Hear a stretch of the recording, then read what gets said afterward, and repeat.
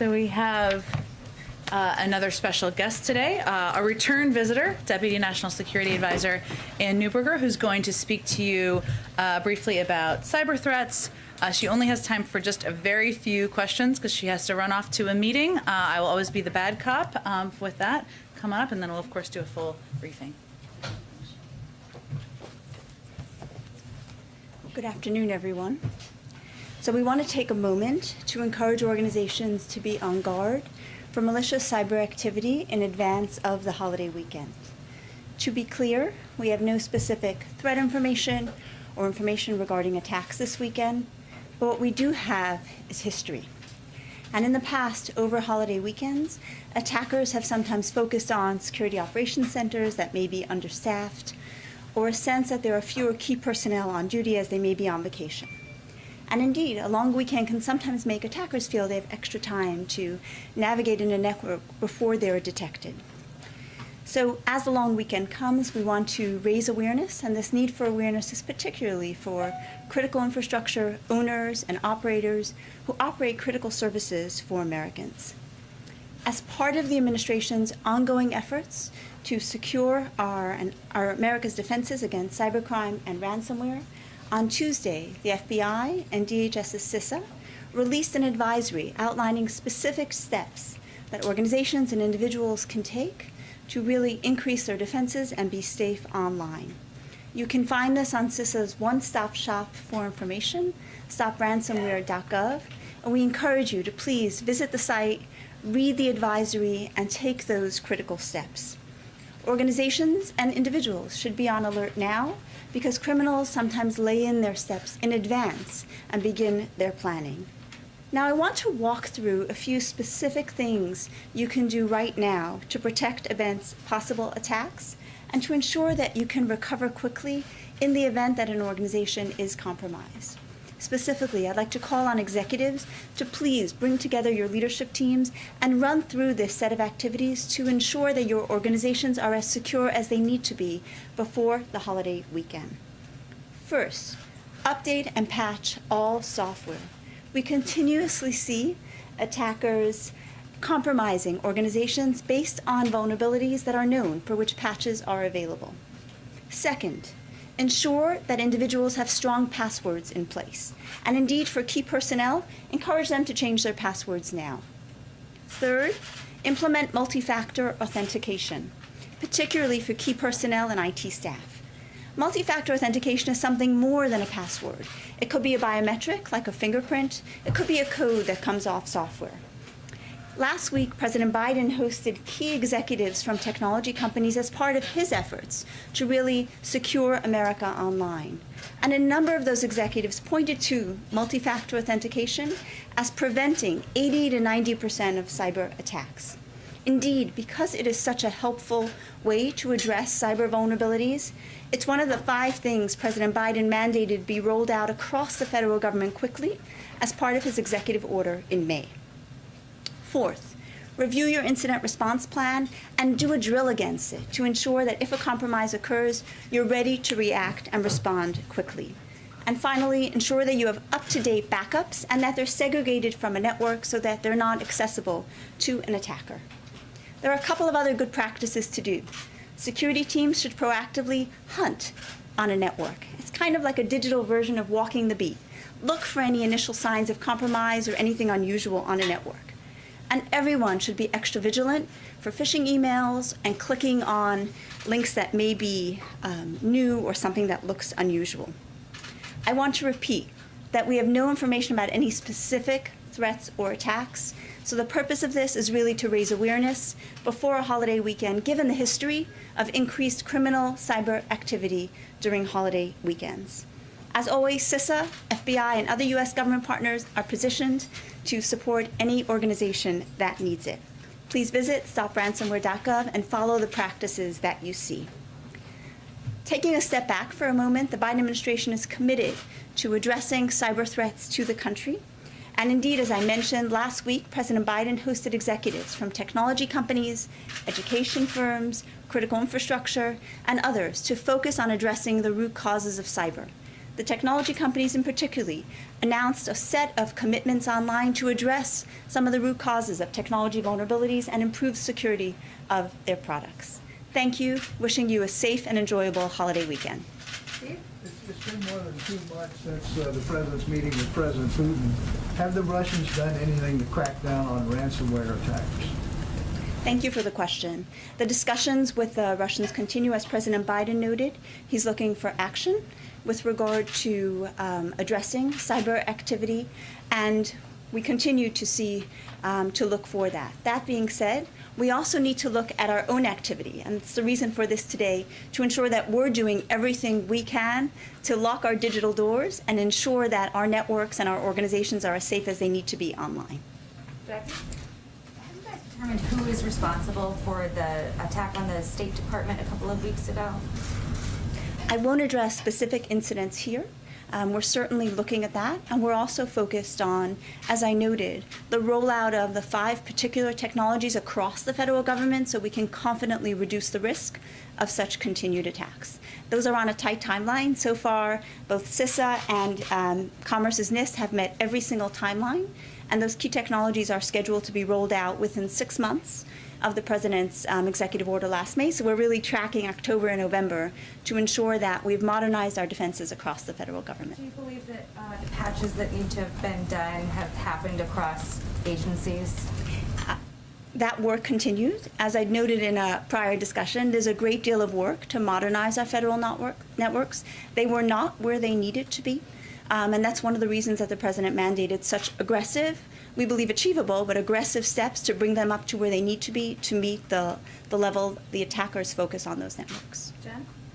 Some of my colleagues at Bloomberg reported today about identifying some of the Chinese state-sponsored hackers who are behind an alleged NSA, co-opting an alleged NSA backdoor in products from Juniper Networks, which has obviously been known about for quite a few years.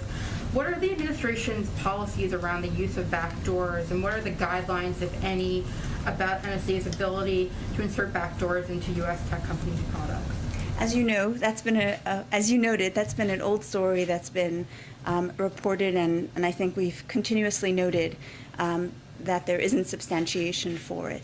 Focusing on supply chain for a moment, the supply chain and the need to ensure that software is as secure as possible is something that's absolutely a priority of this administration. I think you saw in the President's executive order, he mandated putting in place certain steps to ensure secure supply chains for products, and those are rolling out. Indeed, as well, I think you saw several of the announcements that came out of the summit last week. So we're absolutely committed to working with technology companies to ensure that their products are as secure as needed to face the attacks of today. Do Monica, and then right in the back, and then we'll have to wrap it up. So there was a spike in ransomware attacks earlier in the summer that seems to have slowed down slightly. To what do you attribute that? And then you did mention there wasn't something specific that caused you to come and bring out this warning. But in terms of Labor Day, is there anything different about it that you would like to highlight, given we haven't seen these kinds of warnings before the 4th of July or anything else more recently? 2 really good questions. First, we've noted the decrease in ransomware, and we think it's an important step in reducing the risk to Americans. There could be a host of reasons for it, so we're noting that trend, and we hope that that trend continues. And with regard to the change and why we're here today, I think it reflects the administration's focus on cyber threats and the recognition that we play a role in all of that. Yes, there are attackers, but they're leveraging vulnerabilities across the networks that we have. We continue to see successful attacks occurring against vulnerabilities for which there are patches. So we want to use the opportunity of this press room and the attention that it gets to ask Americans, to ask organizations to do the steps they need to do to be safe online, even as the government focuses on its efforts. And you've heard our counter-ransomware strategy, working with countries around the world, focusing on the illicit use of cryptocurrency, and pursuing and disrupting ransomware networks around the world. So this really represents the focus we're putting on this issue and the need and the highlight we're saying to Americans to do what they need to do in partnership with the government to be safe online. Last one in the If you're a back. small company just trying to protect yourself when it comes to ransomware attacks, what is the weakest link attackers will try to exploit? Just a small company, mom and pop shop, you're worried about getting an attack. Really great question. I would say two things. One is make sure your leadership and IT staff have deployed multi-factor authentication, have a strong password. Password. Really a strong password. And then, of course, patching the software that's most important. Thank you. Go ahead, last one. I wanted to ask what you and your team are doing heading into the weekend, whether it's here at the White House through NSC or at CISA.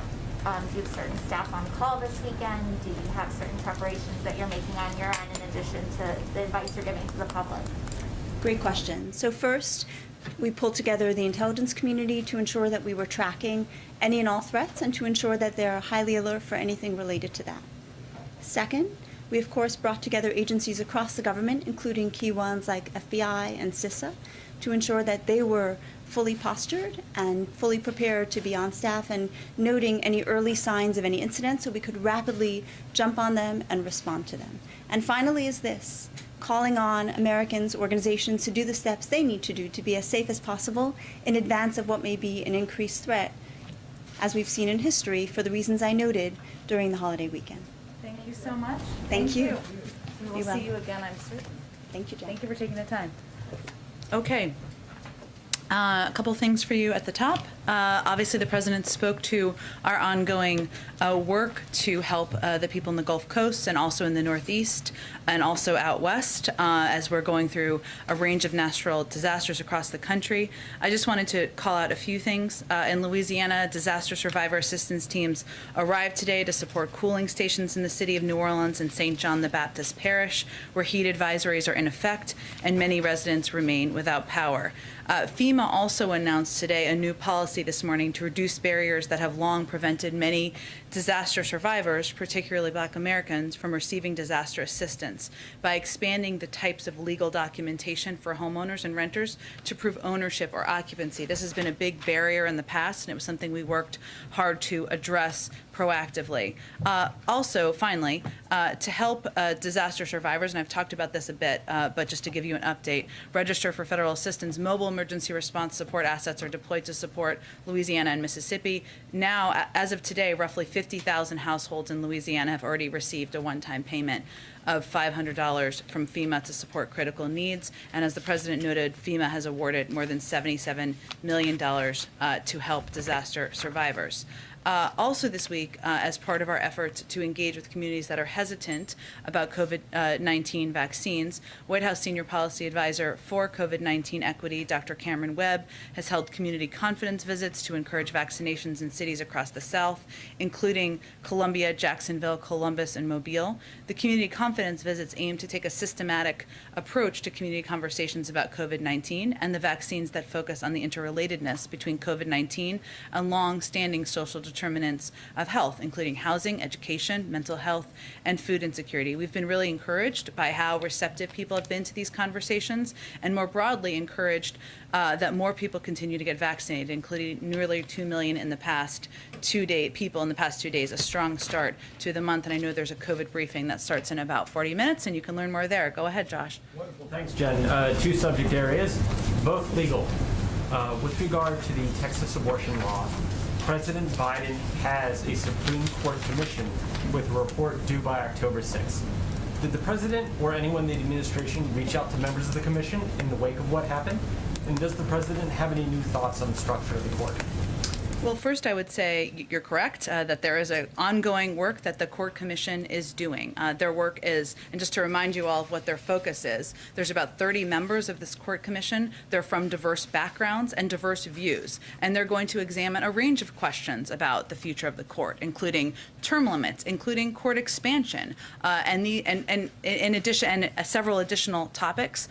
We have not to my awareness, have we reached out to the Commission. It's important they do their work on the timeline that was designated and that they examine from a broad and diverse viewpoint all of these questions. But the president looks forward to reviewing their work when it's completed. And the president doesn't have any new thoughts on the structure of the court? He's waiting for the conclusion of this report, looks forward to reviewing it, seeing where they come out. And then secondly, on the Purdue Pharma bankruptcy, does the administration believe the settlement gave sufficient justice to the victims of the opioid crisis?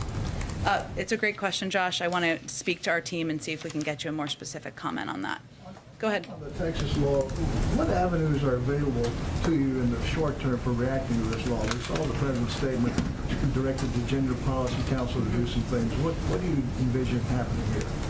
Well, Steve, that's exactly what the president directed his team to look into, to be able to answer that question. Obviously, we're about 12 hours or less than that since this ruling. And what the president made clear in his statement this morning is that the impact of last night's decision should be immediate and requires an immediate process. So yes, he's asked the Gender Policy Council because he feels it's important for there to be a point of contact, or a point person, I should say, at a senior level in the White House. But most importantly, he's also directed them to work with the legal team here at the White House, the Department of Justice, the Department of Health and Human Services, to determine what, if any, steps can be taken here to protect a woman's right to choose and access to health care for women in Texas. Were you surprised by this ruling? We can never predict rulings, I will say, Steve. We certainly know the makeup of the court, but again, we try to stay out of the business of making predictions. One thing on Afghanistan, do you see any possibility for a limited easing of the freeze in Afghan assets to prevent the collapse of that country's banking sector? Well, I would say first, let me give you just kind of an overview of kind of what some of the considerations and good questions are. Yeah. Right? Yes, but no one should assess that we are currently considering an easing of sanctions on the Taliban. That is not actively being discussed or pursued. We've not reduced sanctions pressure on the Taliban leaders or the significant restrictions on their access to the international financial system. And we will judge, and we want to make this very clear. We are going to judge the Taliban by their actions, and we will stay in close coordination with the international community on any steps that we take moving forward. Now, at the same time, we also want to ensure there is assistance to the Afghan people, humanitarian assistance and other assistance to keep them afloat and make sure they have, we provide that from the international community at this point in time. So there have been steps that have been taken in court, including issuing an OFAC license that allows this humanitarian assistance to go through. That, of course, is not through the Taliban.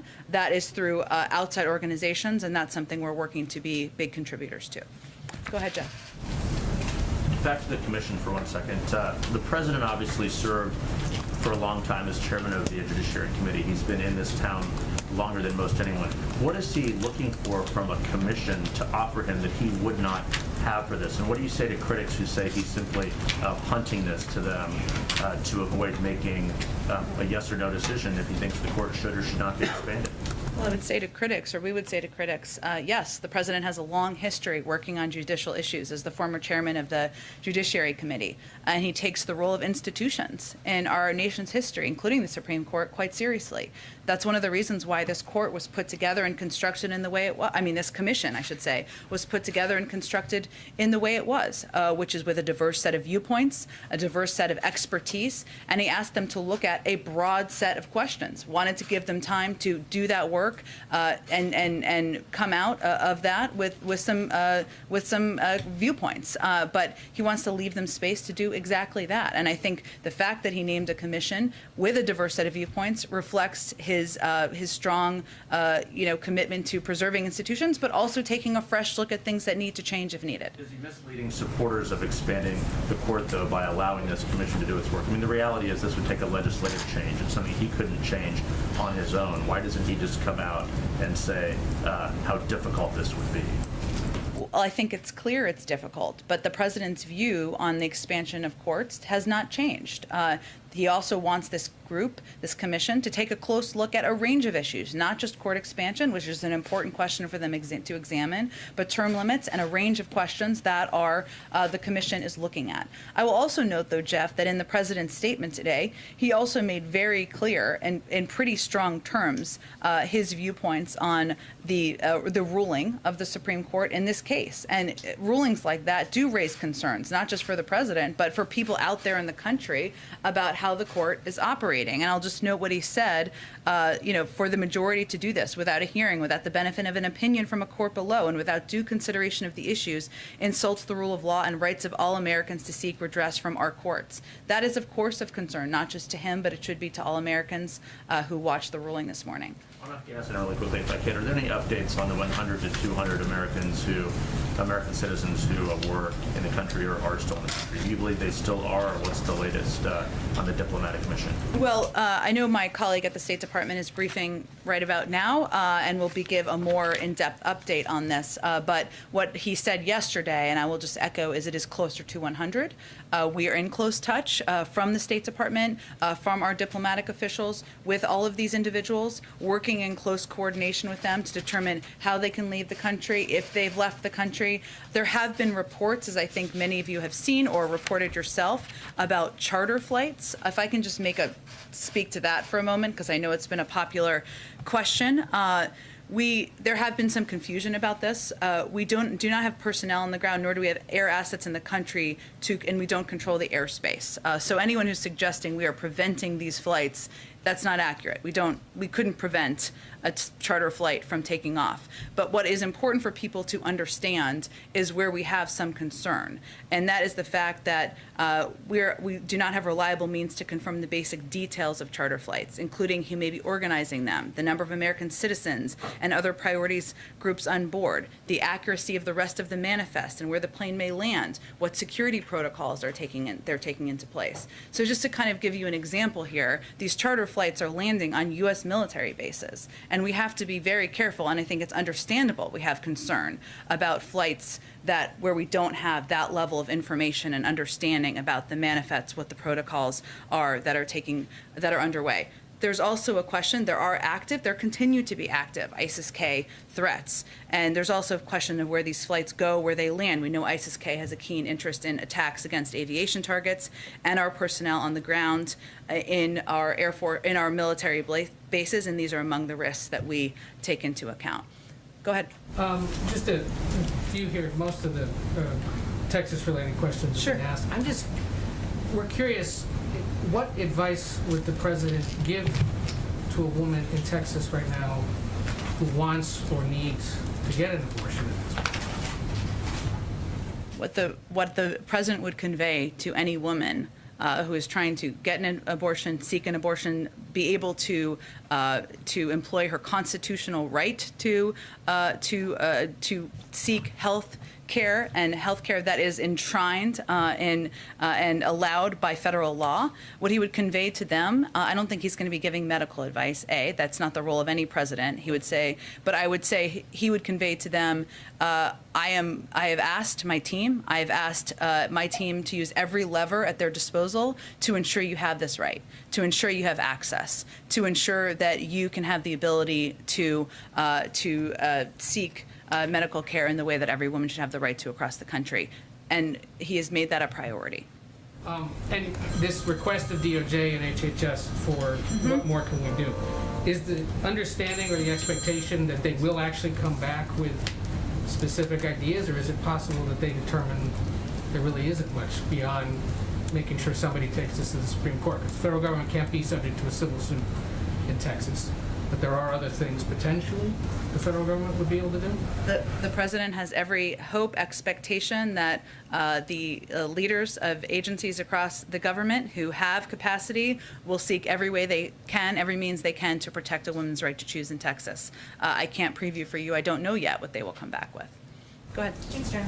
On the Texas law, has the president been in touch with Speaker Pelosi and Majority Leader Schumer in the past 2 days about their efforts to pass legislation protecting abortion rights? He does intend to talk with them about this. I can't tell you exactly when that will be, but he has every intention to do that. I will note that Speaker Pelosi also put out a statement about the intention to bring up the codification of Roe up for a vote, which is something the president certainly supports and would be eager to sign into law. One more. Does the administration have a message for industry and private businesses that have operations in Texas? Like, would the president and the White House support a boycott of sorts against Texas? That's not a call we're making from here. What our effort and what the focus of the federal government is to look for every resource, every lever at our disposal to ensure women in Texas have the ability to seek health care. Following up on the Texas law, why does the president support abortion when his own Catholic faith teaches abortion is morally wrong? Well, he believes that it's a woman's right, it's a woman's body, and it's her choice. Why does the president, who does he believe then should look out for the unborn child? He believes that it's up to a woman to make those decisions, and up to a woman to make those decisions with her doctor. I know you've never faced those choices, nor have you ever been pregnant, but for women out there who have faced those choices, this is an incredibly difficult thing. The president believes their rights should be respected. Go ahead. I think we got to move on.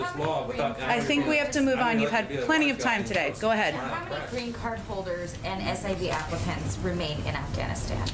Let me give you, let me give you first, and I'll get to your question, but it reminds me I wanted to give you guys an update on one piece that was asked yesterday, which is how many people have come into the country. And this is something that DHS will be providing regular updates on, but just to give you an understanding of the breakdown, and then I will come back to your question, Jackie, I promise. First, between August 17th and August 31st, of the breakdown of people who have come into the country,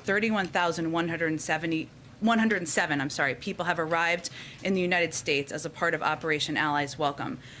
4,446 are U.S. citizens, 14% of them. 2,785, or 9%, are U.S. lawful permanent residents. 23,876, or 77%, this is the statistic I gave yesterday, which I then later butchered in the briefing, are other Afghans at risk, including SIV and other visa holders, SIV applicants, P1 and P2 referrals, and others. Note that this group includes a small number of third country nationals that were also evacuated and processed. We will give updates on that. That's obviously the data as of just a couple of days ago.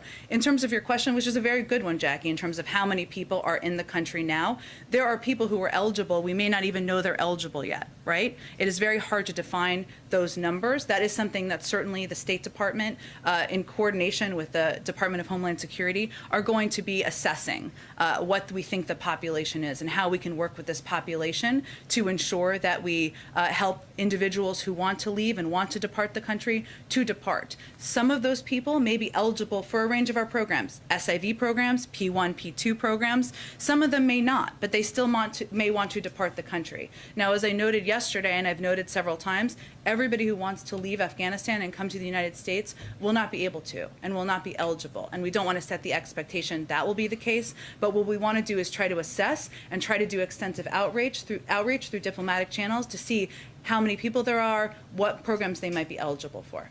Thank you. And then I wanted to get to the Taliban and questions of whether it's keeping its promise for amnesty. There was some reporting from the BBC, some color from that story. Since the Taliban came to power, one man said they haven't stopped killing. A few days ago, this person said they killed 12 members of special forces in Kandahar, 3 soldiers in Jalalabad as well. The Taliban took them out of their homes and shot them. Given this kind of reporting that we're hearing, is it possible that our reliance on the Taliban to keep their word in terms of our evacuation is misplaced for going back on things like the amnesty promise? Well, first, I don't have any confirmation of those details. I'm not questioning the BBC's reporting. I just don't have any confirmation of them from the U.S. government. I would certainly point you to the Department of Defense and others who might have additional details. But what I would note here, Jackie, is no one is saying from the federal government, no one, the president, the Secretary of Defense, no one from the intelligence community, that the Taliban are good actors, right? We are not saying that. That is one of the reasons we are being so clear that we are not rushing to recognition. We will be watching clearly. We have a range of leverage at our disposal, including access to the global marketplace. And of course, we will be assessing. It's, of course, based on how they treat individuals in the country, how they treat women, whether they let people who want to leave the country leave. All of those are factors that we will be assessing. But I don't have any confirmation of that specific reporting. Go ahead. Jen, yesterday you said you were going to check on the specifics, so just to be clear, the president does support the Women's Health Protection Act? We are looking at a range of options in Congress, including the Women's Health Protection Act, but I don't have an assessment at this point in time about that piece of legislation. And will there be a point person for this whole government approach, like with voting rights or with immigration? And if not, why not? The president conveyed clearly in his statement he'd asked the Gender Policy Council co-chairs to oversee this effort. And what's the timeline on that policy council? I'm not. When will they have a deadline to get back to him, or when they may produce a report? Well, I wouldn't look at it as producing a report. They are going to be coordinating all of the leverage and all of the efforts and policy options across the government. And the president wants them to act as quickly as possible. So it's not a means of 100 days and then we'll get a report. It's let's see what our options are and let's act on them. Go ahead. If I could just try to drill down on that, the president did say an immediate response is required. I know you said you're not in a position to preview any, but what does the White House see as a federal responsibility here? I mean, you're talking about the possibility of involving the Justice Department, HHS. In Oklahoma, there are clinics that are saying, okay, we are offering the service, come here. Is that something that the federal government can do? Provide transportation for women outside the state of Texas? These are all great questions, and I would note that it wasn't just the Department of Justice that the president referenced in his statement on purpose, right? Because the Department of Health and Human Services has a range of resources, funding, programs that they can look at and potentially deploy. And yes, it is urgent. The president wants them to look at these programs now and come back and see what's possible, but it has been less than a day here, and I just want the experts and the policy experts to be able to assess what's possible, and then we will get back to you and make sure you all know exactly what our options look like. Go ahead. Thanks so much. There are some concerns about the recent drone strikes and the possibility of more. Some groups like the ACLU, as well as some former Obama officials, feel this is an indicator that the forever wars are not over if drone strikes continue. Can you address those concerns and speak to whether these drone strikes mean an extension of the war? The strikes that killed ISIS-K terrorists? And the possibility of more. President Biden yesterday said that this is not over. Well, if anybody wants to convey they don't think that we should kill ISIS-K terrorists and kill the people who killed 13 members of our military, then the president's happy to have that debate. Go ahead. Can I ask another question on refugees? Thank you. Some groups are anticipating about 50,000 Afghans coming to the United States. Is that an estimate that you're able to confirm? And is there anything more that you can share on what status they will arrive? Will most of them have humanitarian parole, SIVs, P1, P2s? And how will those numbers be applied to the refugee cap? Will they be part of the 125,000 that's been committed to, or in addition? These are all really good questions that are being discussed by the team as we speak. But let me try to answer what I can answer at this point in time. So right now, the U.S. military bases, they confirmed about 2 days ago that they had about 20,000 people. That number may have gone down now, so I would certainly encourage you to ask them for an updated number if that's of interest.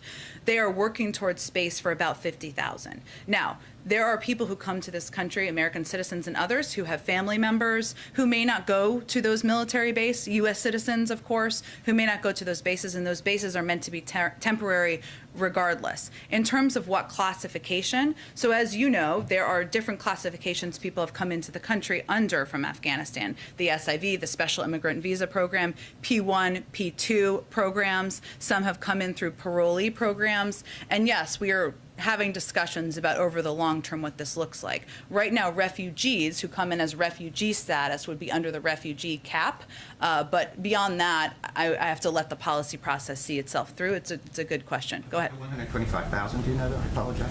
Oh, sorry, about whether, say that one more time. What was the question about that? 125,000. Will it be in addition to the committed refugee cap of 125,000?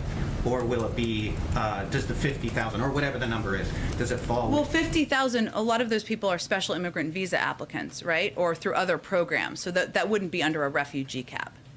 Go ahead. Reproductive rights activists have noted that President Biden seems reluctant to use the specific word abortion, although he did use it in his statement today and the statement you put out yesterday. Can you explain his seeming reluctance to use that word, and was it a deliberate messaging strategy or choice to use it this week in relation to the Texas law? I have to say, as somebody who strongly supports a women's rights to choose myself, as somebody who's spent time working with groups like Planned Parenthood, amazing groups like that I think the most important value people should look at is what the president does in his actions and what he fights for. And I don't think I'm going to have any other assessment beyond that. Go ahead. The president said today, talking about the hurricane, that the climate crisis is here, and then he went on to talk about the wildfires and flooding. Is anything in the recent, that recent string of weather events changed his view on how aggressive the administration needs to be on carbon reduction in its policies? Well, I think it's reaffirmed, as you heard the president reference today, his commitment to getting his Build Back Better agenda passed, which has a huge focus on addressing the climate crisis and taking a number of steps, including creating more, investing in resiliency for infrastructure, as you know, also setting ambitious goals and taking policy steps to reach those. So I think it really reaffirms more the policies he's already proposed that will take huge steps forward in helping to address the climate crisis. I'd note that also even Senator Cassidy also noted the need to invest in infrastructure and how these recent events reiterate that. And on the Build Back Better, would the president sign a version of that passed by the House and Senate that does not fully fund his carbon reduction agenda?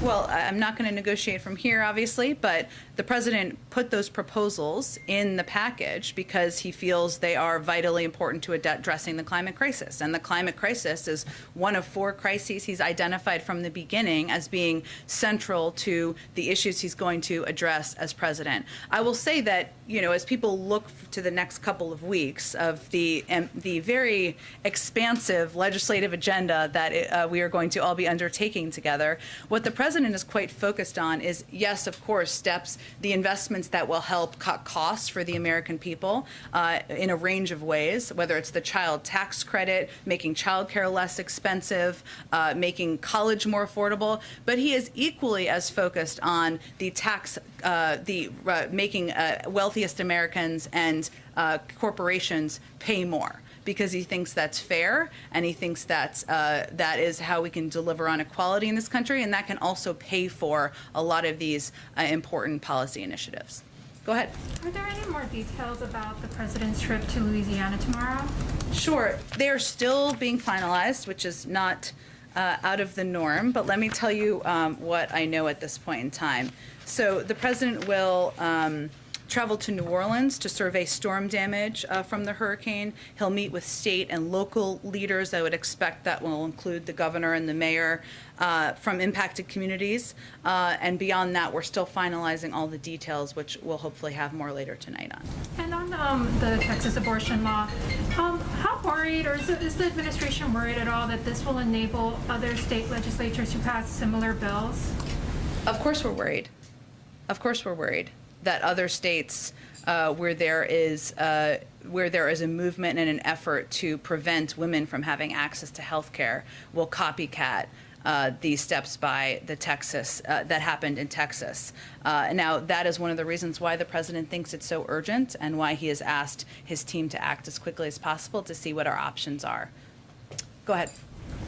On Afghanistan, the Taliban says China will be their main partner and kind of financial lifeline. Does that weaken America's leverage over the group to change its behavior, especially given the geographic closeness between China and Afghanistan?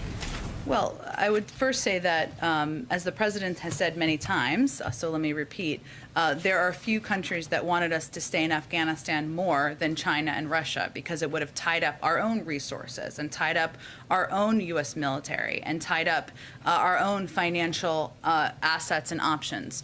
What our leverage over the Taliban is a range of things. I mean, one is, of course, access to the global marketplace, which is not just China. It is a range of money that is in the New York Federal Reserve that was the Afghan government's money that they currently don't have access to. It is working with a coalition of 100 countries around the world that have signed this statement on what their expectations are of the Taliban. It's working with the UN Security Council. So the world is united in what they expect the Taliban to do, which is allow people who want to depart the country to depart. And China has to decide where they are in that effort. Oh, good. Just to the eviction moratorium, or lack thereof of an eviction moratorium, I'm curious what specifically the administration is doing to help those states who seem to be having issues doling out these billions of dollars available for renters and landlords beyond the, telling them to speed it up. Well, I promise you we're not just telling them to speed it up. We are telling them to speed it up, but we are not stopping there. One of the steps we've taken, we've announced a few steps over the course of the last few weeks, is working to cut bureaucratic red tape from here. So that includes making it easier for landlords and tenants to apply for this assistance, and ensuring that that is not an incredibly difficult process. We've also worked with individual states to determine what are the holdup in their processes, and some of the bureaucratic steps in places where we've eased the red tape has expedited the funding going out in states. So we've seen successes on that front. What's important to note here is that the funding exists in states across the country to essentially do the federal eviction moratorium, even though the Supreme Court has ruled as they ruled, because states can do it on an individual basis. So what we're really encouraging states to do is put in place eviction moratoriums statewide, or take any steps they can take across the state to make it harder for people to kick tenants out of their homes during this time. And we can get you a rundown of that too. I'm looking for all the pieces. Go ahead. A Taliban spokesman told an Australian news network that the 41 Australians who died in the war in Afghanistan died in vain. During this time, the Australian government found out about the withdrawal date change through media reporting. We weren't included on the list from Secretary of State Antony Blinken of countries called on the final day, August 31. Does the Taliban have a point? I'm not sure I understand your question. We have sacrificed a lot for this alliance, and including the lives of 41 Australians, and we've been left seemingly out of the loop during this withdrawal process. There hasn't been high-level communication with the Australian government during this time. I don't think that's true. I don't think that we have not engaged with the Australian government. We have worked with our partners around the world to evacuate individuals from a range of countries around the world who need evacuating from the country. I would say, and the president would say if he were standing here, those 41 Australians did not die in vain. And we are incredibly grateful for their partnership. We're incredibly grateful for their support over the course of a 20-year war. And Australia remains a pivotal partner to the United States. But I would be very shocked if we had not been in touch with and engaged with. So what I was asking you for clarification on was question about the 31st and a call on the 31st. I'm not sure what that would be a reference to. The speech that Antony Blinken, the Secretary of State, gave at the withdrawal, at the end of the conflict, the last slide, he listed through all these different countries that he called at the end of that, and Australia wasn't on the list. I can certainly ask the State Department when their most recent diplomatic conversations were with Australian leaders, but I know that we are in close touch, in close coordination, and that Australia is an incredibly vital partner, not just over the last several years in the war in Afghanistan, but on a range of important global issues. Go ahead. Thanks, Jen. I wanted to follow up on Jeff's question. We know that commission is not tasked with providing specific recommendations to the president out of that review, and he's already said that he is not a fan of court packing.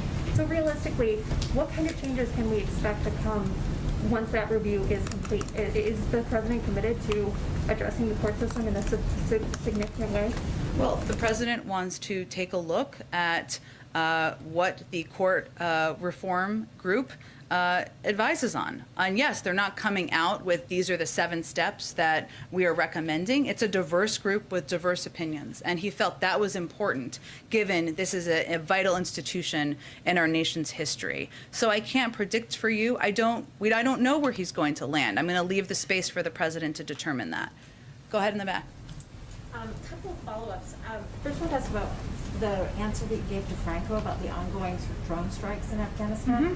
Because the president talked about in his recent remarks that this was kind of a new chapter, and you've talked from the podium there about sort of meeting these threats now where they are outside of Afghanistan. Yeah. So if these drone strikes do continue, the concern from the international community is these are like extrajudicial killings, there are civilian casualties often. I mean, how is this sort of the new era? It seems almost like business as usual. Well, I think it's the context of the president's remarks was not drone strikes are the new era. It is we need to meet threats where they are and ensure we're taking steps to address them in coordination with the global community, of course. I will say that the United States takes the threat of civilian casualties incredibly seriously. We do everything we can to prevent civilian casualties. That will continue. I know there have been very good questions about the strike that happened over the weekend, and there is an investigation into that. There's been a range of reporting, but the investigation needs to play out and conclude before we speak to that. But I would say what the president is referencing is there are a range of countries around the world where we don't have a military presence on the ground, but we can still prevent terrorist groups from metastasizing and posing threats to not just the United States, but to our partners and countries around the world. And there's a range of tools and tactics. So that's what he was conveying. Just one more, Go ahead. sorry. Bill, go ahead. Oh, apologies. One more follow-up. Sure. Steve Holland's question this time. You kind of updated us on how you're sort of encouraging the international leaders to get the money flowing into Afghanistan Yeah. again. And as these aid groups are warning of a humanitarian crisis, given the fact, and this is again referencing the President's remarks, he's $2 trillion spent there, what's being done to ensure that all this money that's spent, whether it was in the past or in the future, is actually getting to the people that need it, and not to corporations that have profited off of people's misery for so long? Absolutely. One, I would say he signed this OFAC license because he wants humanitarian groups that we know we can rely on to be able to have access to provide this assistance. And that was a step we took to ensure that. One of the pieces we've talked about a bit in here is the importance of getting airports functioning, right? Not just at HKIA, but in regional airports, because that's how this humanitarian assistance is going to be delivered to people across Afghanistan. So that's another area where he's quite focused, and the Secretary of State and our government is quite focused. Two more foreign questions. First of all, in Afghanistan, what is the administration's position on the National Resistance Front led by Ahmad Massoud? And is the U.S. talking to or assisting them in, or in any way supporting them in reaching their goals? I don't have anything to read out in terms of engagements with them. I'd point you to the State Department.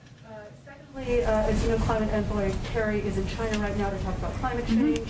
Chinese foreign minister has said, quote, if the U.S. wants progress on climate, forgive me, sorry, quote starts here, stop regarding China as a threat and as an adversary.